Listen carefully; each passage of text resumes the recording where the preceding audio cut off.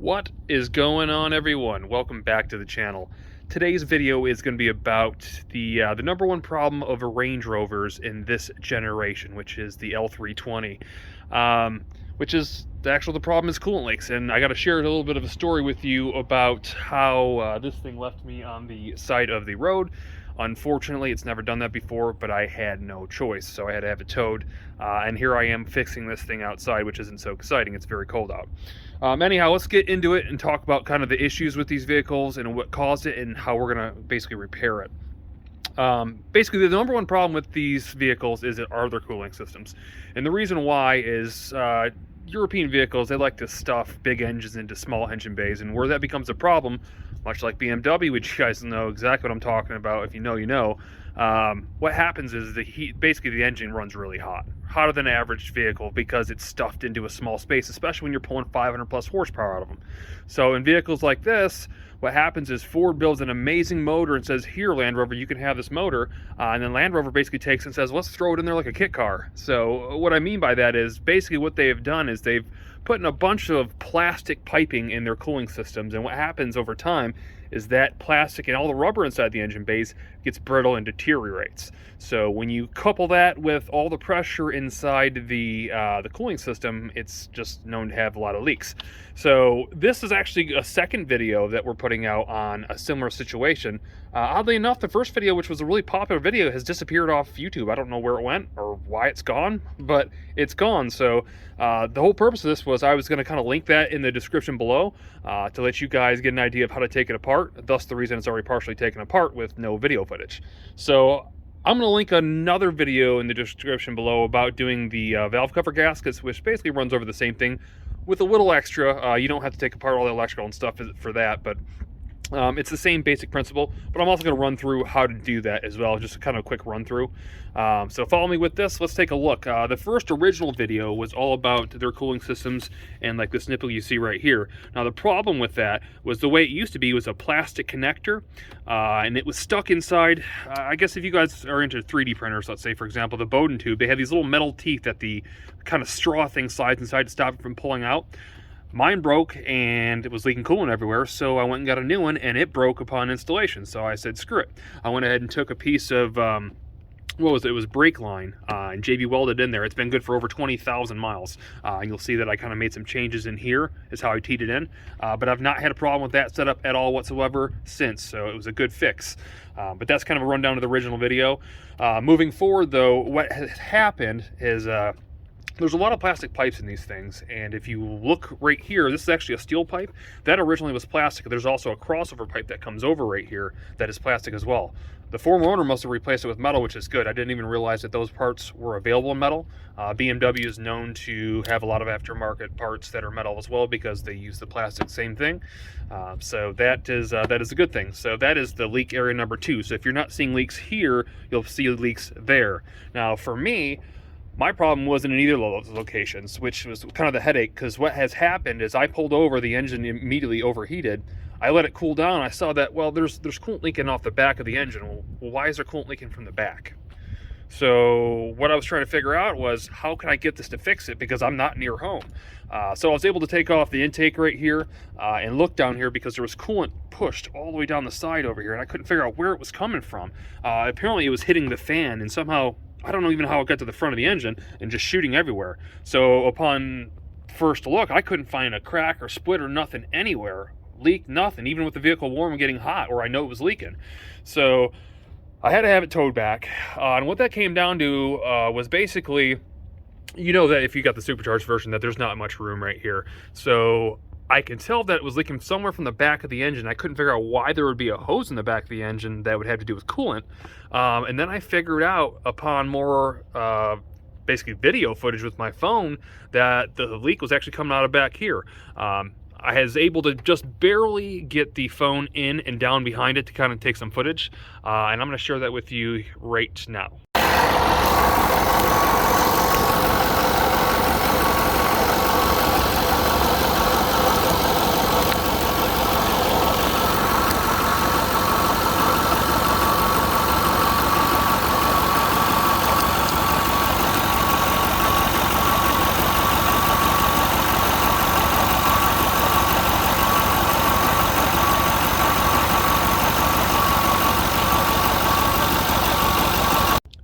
right, so you can kind of see how tight of a fit that was. It was not easy to find, and even looking at that video, you can't really tell where it's coming from. You can just kind of see that plastic pipe going across and where it's leaking out. And that specific plastic pipe actually goes from head to head. You can almost see it. It's right there. You can actually kind of see, if I can get in here, if I can focus on that, you can kind of see where it's leaking through the main seam. There you go. There's actually some hairline cracks. If you looked in the video, you can kind of see on this far right-hand side as well. That's all I could kind of figure out where it was coming from. So I was forced to take everything apart and take the supercharger and all off to get to it. Now, there are ways of getting this whole cowl panel off. I have just not been successful in doing so. So if one of you guys out there are watching this video and you know how to do that, please let me know. Comment in the description below. Comment in the comments below. Or heck, even send me your video, your link. I'll post it and pin it so all the other subscribers can see this. That said, what we want to do now is we want to focus on moving forward and how do we do this. So now that we've addressed everything that's going on with it, we need to move forward and figure out how we can fix it. All right, so first things first, as always, what we're going to do is we're going to disconnect the negative side of our battery terminal over here. Part of that reason is that we're going to have high pressure fuel lines that we have to take off here, and we don't want those for any reason turning on because it's like over 2,000 PSI. Would not be a good day for you. That said, also, you want to make sure you relieve the pressure in your system. There's a couple different ways of doing it. Typically, the most easiest one is going to be simply letting your car sit for a little while and letting the pressure die down. So that said, we'll assume that you have already done that. Second step, we wanted to pull out our full intake. So you're going to pull off the whole intake right here by basically disconnecting a clamp on this side and a clamp on this side. Then you got the main clamp that connects to the throttle body, and you should have a 10mm bolt that's going to go right here. After you do that, you can pull that thing right out. You also have this tube right here you'll have to disconnect. That whole thing should pull out. You don't have to take out the air boxes, but they literally just pop right out. Just disconnect your mass airflow sensors. That way you have somewhere to put the hoses out of the way. Now you're basically looking at your engine bay and you have the intake removed. You want to take off your throttle body and get that out of the way. Just four simple bolts there. And you're looking at your supercharger. Now you're like, man, how do I get this out? You've got coolant lines going over top of it. You got a high pressure fuel line going over top of it. All the stuff that you don't want to deal with, but it's got to come out. So start with the easy stuff. Let's take off all our coolant lines. You're going to pop this one off here. Yours is going to look a little bit different. It'll be plastic. I've replaced it with a rubber one because it's more reliable. But you'll have two crossing hoses that'll go to your supercharger there. They'll just quick disconnect on both sides so you can pull those things out of the way. Those are actually what's sitting right here. So they should look familiar to you.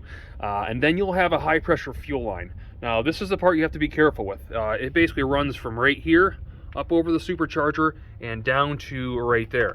Really simple. I believe it's a 17mm open-end wrench that you're going to loosen it with. Go ahead and stick a rag over top of that and turn it really slowly just to make sure any pressure inside there has bled out. If you don't hear any spraying or see any spraying, you're probably good. Just be careful and do it slowly at a time. Make sure you got a little bit of play in it. That way you know there's no pressure in it. You'll also, I believe, had 2 star hex bolts that hold that in, maybe 3. That thing comes right out and it's out of the way. So now you're looking at your supercharger.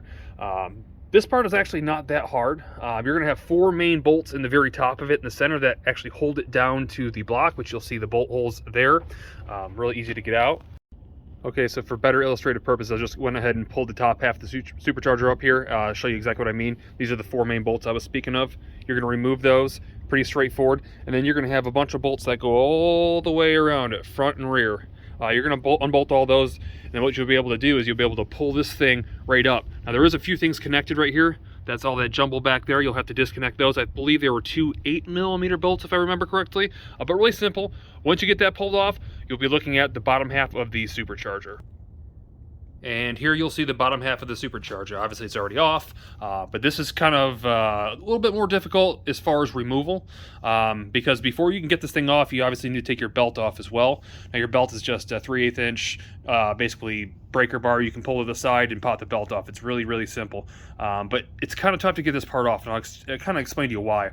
There's only 8 bolts, as you'll see down the sides here, that are holding this thing on. The problem is that even after you get those bolts off, it's not going to want to come out very easy. It's kind of pressed on there, so you'll have to kind of get a pry bar really carefully, get underneath this bottom corner down here, and just enough to loosen it up where you can pick the front up, back up, front up, back up, and it'll pop right off. Once that's loose, keep in mind this thing isn't very light, it's pretty heavy, but you got a couple other things that are holding you down. And what those are is the electric connector right here. you've got a vacuum hose connection right here. I believe it's vacuum hose. And then you have a larger hose that was held in with 2 more bolts on the side over here. I believe they are 8mm, depending on which vehicle or what was put in your vehicle when you got it. This is kind of difficult to get to, especially this one right here, because of the angle you'll be at. But once you have that broke loose, you'll be able to essentially just pull this whole thing off. So let's go ahead from there and move forward to how we're going to fix this. All right, so at this point, this is basically what your engine bay should look like for the most part. So you have pretty much everything out of the way, and what we have to do is we have to get to the actual problematic part. Now to do so, I've got to remove a lot of this stuff, or at least pull it out of my way. So what I'm going to be doing, there's 2 different bolts on each side where it bolts to the back of the head. They are small hex bolts. You're going to basically, or star bit, whatever you want to call them, you're going to take both out of each side, and then you have 2 hoses that connect to it. One is the small one coming here. The other one, I believe, is a larger one coming to the top back here. So you'll have to disconnect both of those. Once you do that, you'll be able to pull this thing right out from the bottom here if we're lucky. So let me go ahead and see if I can get that thing out right now. All right, so in messing with it a little bit more, I realized that I got to get some of this stuff out of my way. I just can't get to anything. You'll notice there's a hose connector. If you can see it, you can barely see the bottom of it right there. Hose clamp, that's to the small line right here. I gotta get that out of the way, but the bigger one's even more of a pain. So I realized that because I can't move this main piece, because that's the wiring that goes all the way from side to side, you don't want to have to mess with that. If I don't want to mess with that, I need to at least get this lower piece loose. To do that, I believe I can start with this 8mm bolt right here and pop the whole thing off. It's also got an electrical connector down there. I believe it's emissions related. So we'll go ahead and we'll pull that off and out of the way. At least we'll have that whole area opened up in the bottom so we can go ahead and disconnect the bolts that we need to do. So let's go ahead and get that out. All right, so here's our emission box right here. You'll see that I removed the plug right here. And then you'll also see that I removed a hose that comes from right here. I don't know if I ever put this on video before, but I did change a lot of the vacuum hoses back here because that was also a bad design and basically just deteriorated and fell apart from the heat as everything else does. I actually have to replace these lines. This was temporary because that's all I had. So I'm going to go ahead and replace those while I have this out. But all I had to do was took out the first 8mm bolt, and then I had 2 more right here that are holding this top bracket as you see right here. And the whole thing comes right out. So let's go ahead and see if we can get farther in there. All right, so as you can see, we got a heck of a lot more room to get to everything that we need to now. First thing to note, we do have electrical connector down here. That is your temperature sensor. Yeah, you know, most people put that up front by the radiator. No, not Land Rover. They went ahead and put it on the back side of the engine for you, so it's real easy to replace. Fortunately, the new unit comes with one of those, so that's a good thing. But removing that, you can see the smaller hose clamp that has to come off right here. And then here's the larger hose clamp that connects to the side. What I'll probably be doing is I'll probably be taking off this whole pipe. There's I can't see what kind of bolt it is, but there's a bolt that's got to come out right here, and I can just take that whole thing out with it possibly. Or maybe that'd be more of a headache trying to get it out of that small hole. Maybe I'll just take it off at the point right there. I don't know. But another thing I want to show you too is here I had to put a screw right here because there was coolant leaking from there as well. So like I said, these things, you know, the plastic just is absolutely just terrible. It just falls apart with the amount of heat that this engine puts off. If you guys haven't done it already and you haven't had any service with the supercharger off, I'd also suggest changing these right now. It's a great time to do it. They are known to go bad, so you might as well replace them while you got everything off, because obviously they're not easy to get to. But I'm gonna go ahead, I'm gonna replace those. I did it like 20,000 miles ago, but I'm gonna do it again just because it's already off and I had an extra set. So I'm gonna go ahead and put those on. Then I'm gonna start disconnecting some of these things here, and I'll pull it out. I'll show you what that looks like. All right, guys, so just real quick, here is our PCV valve cover kit. One thing I didn't explain to you, one of the things, one of the reasons you're going to want to replace these, you'll end up getting a check engine light for some sort of, some kind of vacuum leak. Typically the reason that happens is what happens with these things is that the rubber that you see right here ends up, because it basically moves back and forth. What ends up happening, it ends up cracking around the edges here, and then it leaks out air. So when your vehicle starts seeing that it has an open vacuum leak, it starts throwing codes. What you want to be careful is when you start prying these things off, or these things I should say, you're just going to use a flathead screwdriver and pop these covers off. They're probably going to break. I've never done it on the Land Rover. I did it one time in the Land Rover and they were fine. I was able to reuse these caps and just order just the membrane part of it. But in all the BMWs I've ever worked on, they always snap off. The clips just fall right off into the engine bay. So be aware of that. They'll probably will. So again, make sure you have everything covered up. But they're probably going to break as you take them off. So go ahead, pop those off, break them off, whatever you want to do. Just keep in mind that these are spring loaded. There's a spring underneath there, and that spring will try to run away on you if you don't hold those still. They're not as bad as the BMW. They're actually a lot softer, but I just want to make you aware that that might shoot out. So let me go ahead and switch those real quick, and then I'm going to work on the back. All right, so all but 2 of them shot off like a rocket, as I'd figured. I figured after replacing them one time, they wouldn't handle a second time. So here you can see the diaphragm. Right here, again, keep in mind there's a spring underneath it. We don't want that thing to shoot out at us. So we're gonna carefully peel it out. There we go, just like so. Making sure we get the spring behind it to come with. Now this one's not ripped at all. This one's actually good condition. Again, I figured it would be because I had replaced them. But why not double check? We're in here already and I had extra set, why not do it? I'll keep these as a backup if every reason I ever needed them. They are low mileage, but anyways, there it is out. And there is underneath it. Never hurts to clean that out too with just like a good old rag like you see here. And we're gonna go ahead and move forward. All right, guys, well, one of them was good. The other, not so much. You'll kind of notice something there on that one that's not finished.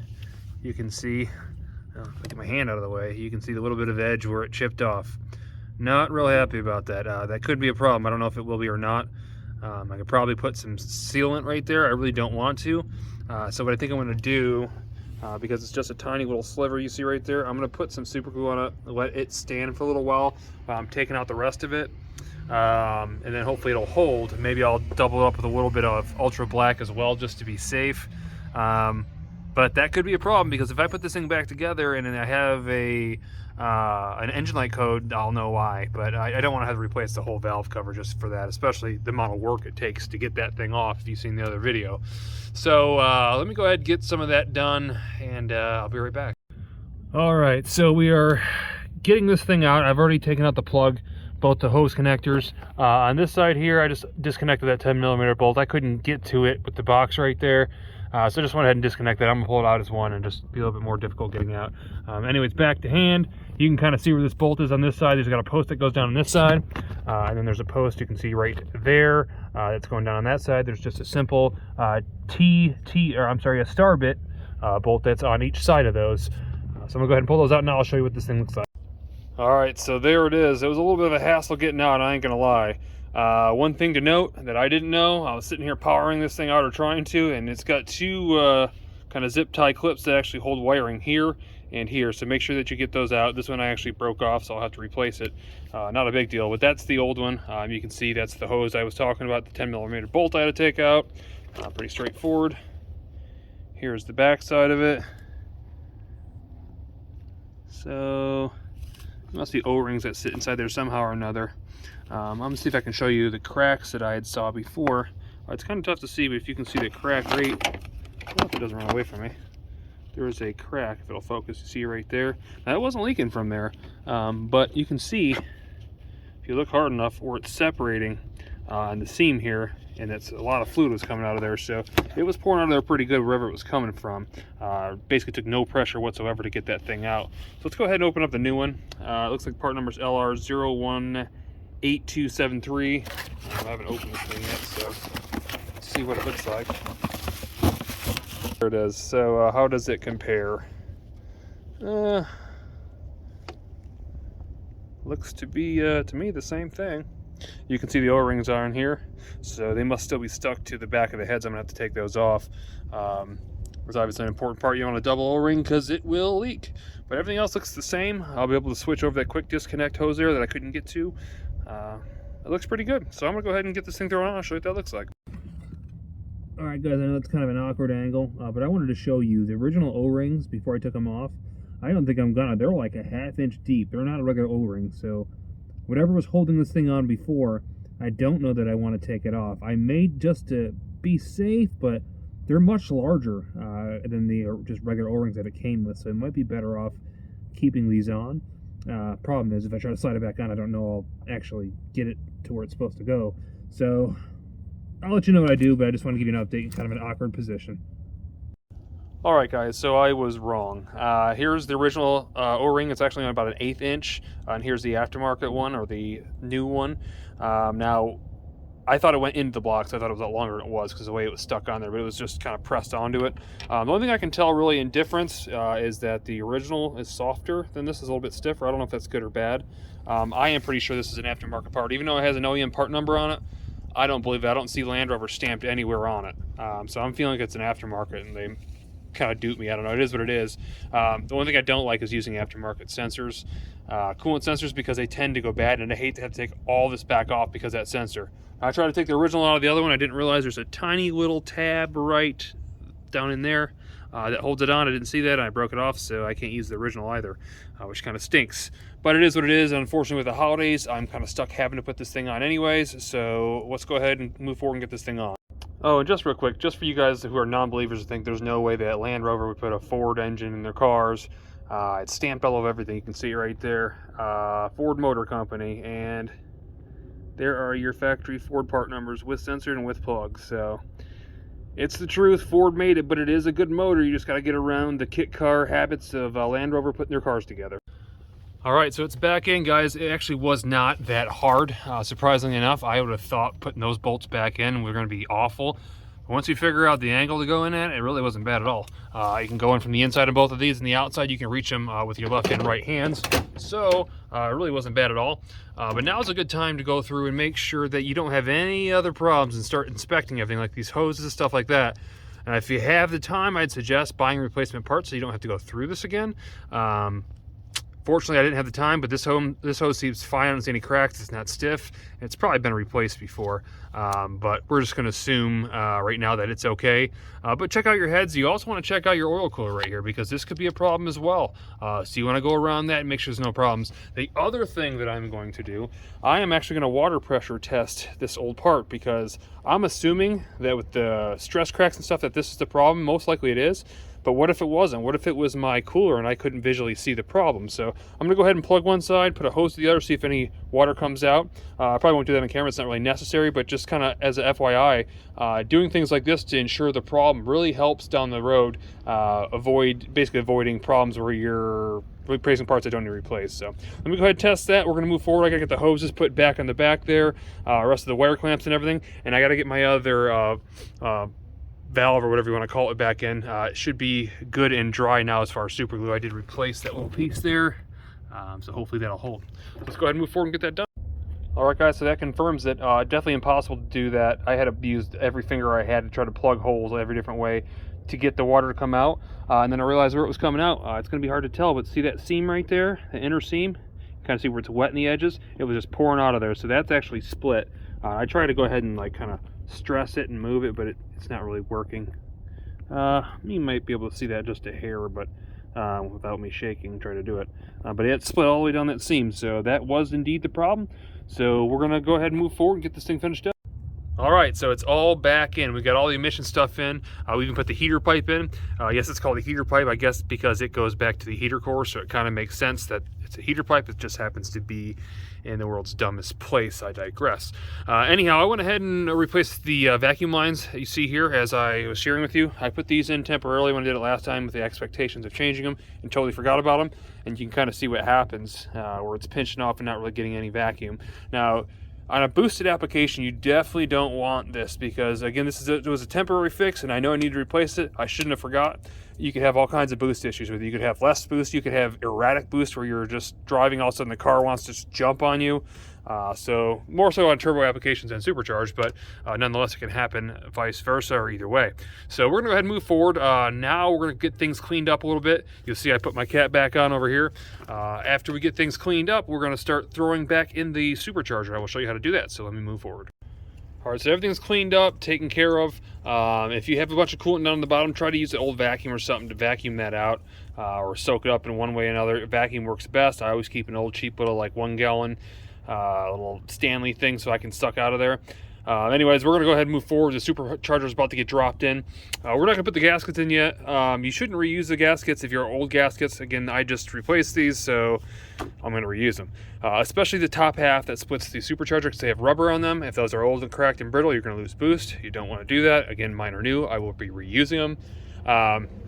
But we don't put in the gaskets yet because we got to kind of sit the supercharger down in there. We got to hook up some bolts and nuts and whatever else. So we don't want to be basically scraping or scratching those things up as they're sitting down there. So after we get everything hooked up to the back of it, we'll go ahead and slide those gaskets underneath it. We'll pin this thing down. We'll bolt it in. So let's go ahead and do that.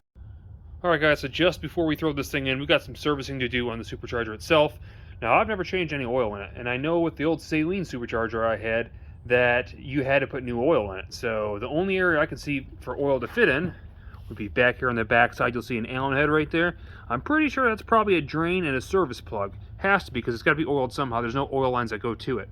The other thing we got to do is, and if you're in this situation, you're probably seeing your old heat element pads, or what do they call them, like a heat resistant pad. This is meant to stop heat rising up into the supercharger and pumping basically warmer air to your supercharger.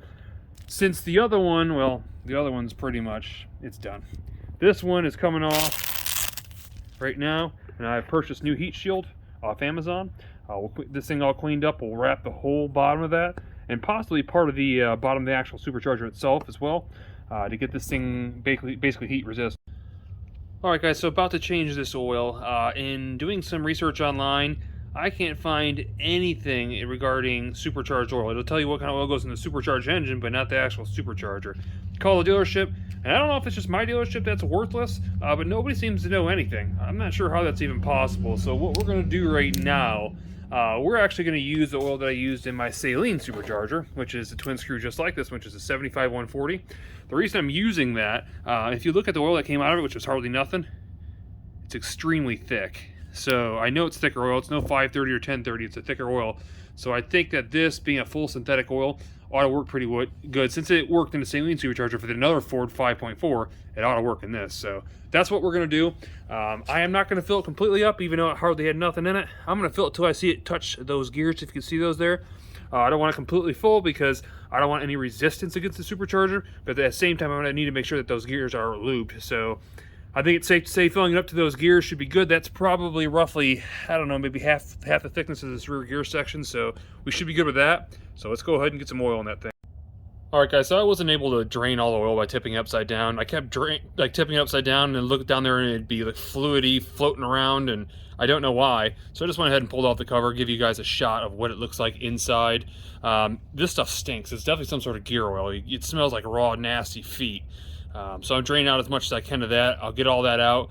Then again, I'm going to refill with the Royal Purple. I am going to put some Ultra Back sealant on here. It didn't have any before, but just to be safe, I'm going to put it on. And we will be putting thread locker on it as well. So let's go ahead and get that done. Alright guys, so we're getting ready to drop this thing in right now. You can see we have our heat shielding on there. The first thing we're going to do is we're going to dip this back left corner in first. Because we need to connect that connector right there, if you can kind of see if it'll focus. Probably won't, but we have two 10mm bolts. I got to hold that thing in. It's kind of a pain. Like I said before, that lower one on the right side there, it's real hard to get in. So we need to get that on first. Then we need to bolt in the electric connector and the lower air hose on that side there. We'll move forward from there by dropping it in. Alright guys, just for the record, this is going to be the worst part of this whole deal for you. Again, connecting this rear hose. I just want to give you an angle on kind of what I did. I got to prop it up so the front driver's side is as far in the corner as you can get, as you can see here, with the back end pulling out because it's very stretched tight fit, if you can see. And you're going to use, I have a 10mm socket on this one, or open end wrench. That's a socket wrench. But on the inside, you're going to have to use something smaller, more like this right here, because you can't get around the actual tube that's connected to that. So once you get this on, it's pretty easy from there on out, but this part is really going to suck. I just wanted to show you the angle and how it works for me, and good luck with you when you do it. Alright, left side's done, and now a shot from the right hand side and how we have it propped up. And I just finished hooking up the plug there and the vacuum connector there, so that's good to go. Now what we're going to do is we're going to go ahead and slide in the gaskets where they're supposed to go. They have little tabs, you'll see, that kind of fold and hold them in place. That kind of helps you when you're dropping this thing in. And then we want to make sure when we drop this thing in that we're very careful to get these tabs here and the holes are supposed to. Don't force it. You're going to have to wiggle it in. It's a little bit tight, but you don't want to force this. Let the thing settle by itself naturally. So what we're going to do is go ahead and get that in. We're going to get the bolts in this part. I'll show you what that looks like before we throw on the top of it. Alright, so as you guys can tell, it's already dark. My camera died, unfortunately, and I need this done tonight, so we're going to have to continue and work in the dark. But we're almost done. All the upper or lower superchargers in. Now I got to throw the upper on real quick. We're going to start attaching hoses. Alright, so quick update. The top half of the supercharger's back in. Only thing I have left to do is put the two small 8mm bolts back there to mount that stuff. Then we're going to hook up all the coolant lines and the fuel line. You'll see the throttle body's already on, so that's pretty straightforward. When we're done with the coolant lines and the fuel line, we're going to put the belt back on. And then we're going to talk about how we're going to fill this thing up and bleed the system. All right, guys, so we are almost there. I just got to throw on the intake boxes and the intake itself. Then we'll go through the bleeding process. Finally, it's back together. I don't know about you guys, but I'm about done with this project at this point. Anyhow, now that it's all back together, we got a couple things left to do. The first one is actually bleeding the system or getting coolant in the line. So what I did was, when I had the actual coolant lines off, I filled them up as much as I could to avoid that much extra air being in the system. I went ahead and filled up the overflow system as well with straight coolant this time, then we'll top off with regular water afterwards. There's a bleed screw here, but it doesn't work for shit. So what we're gonna do is we're gonna try to go to the highest point of the system, which is right there. Again, that wasn't supposed to be a screw. I'm kind of scared to take it out, so I'm gonna try to run this thing for a little bit until water starts flowing out of here to avoid basically as much air as I can. So we're gonna go ahead and start it now, start pumping some water through and see how it bleeds. All right, so while that was a good idea taking off that hose over there, it was a bust. It started pumping out fluid immediately the second I started it. So I went ahead and stopped it, put it back on, and right now I'm just bleeding through this right here. It's an extremely difficult way of doing this. I've done it 2 other times. It's not fun. It takes a long time to get the bubbles out of it. I will tell you the best way to do this really is to have an electric pump and pump basically from like up in that tall tube until it starts coming out the other side. I do have a pump. The problem is I usually use it with oil, and I don't like to mix the two because you'll see oil traces inside your coolant, which is typically signs of like a bad head gasket or something. So I don't like to do that just in case. So we're gonna try this method. I'll let you know how it works. If there's a better way, feel free to comment below, obviously, to improve this process. All right, guys, so it is the next day. As you can tell, it's a lot brighter. I finished everything on it last night. I was unable to test it really last night, though, because it was too dark to make sure there was no coolant leaks. However, I just finished up. It has no coolant leaks. It did take a minute to get coolant back into the heater cord to blow heat in the car. FYI, you're supposed to obviously turn on the defrost on high, full heat, when you are bleeding a system, so it'll suck into the machine. I'm sorry, into the dash. I did that, but it didn't really do anything until this morning. I drove it another 20 minutes, and then it finally flushed everything out. As you can see, the coolant is full like it's supposed to be, and it's actually running well. So I just want to do a real quick recap on the whole process and what to be looking for. Again, the most common issues are the hoses down here in the front as far as going bad. The crossover tube, which you see here, and the one that goes down, which are normally plastic. These ones are cast aluminum. And then again, the back piece all the way in the back. Now, the hoses can be problematic as well, but these typically tend to last a little bit longer because they're not right against the engine. This lower one, again, I replaced, but for the most part, those are usually all right. I hope this video was helpful to you guys. Obviously, it was kind of a long one. It was definitely a lot of labor-intensive hours for me, more than I expected, mostly because of that back connecting hose and then getting the supercharger to lay flat again. But it's done. If you guys have any questions, definitely leave them in the comment section below. And if you're not already, definitely throw that thumbs up. It obviously helps the channel. And if you're not already as well, subscribe. You'll see more new content coming out for Range Rovers and other vehicles, as well as custom builds. So appreciate you watching. We'll see you in the next one.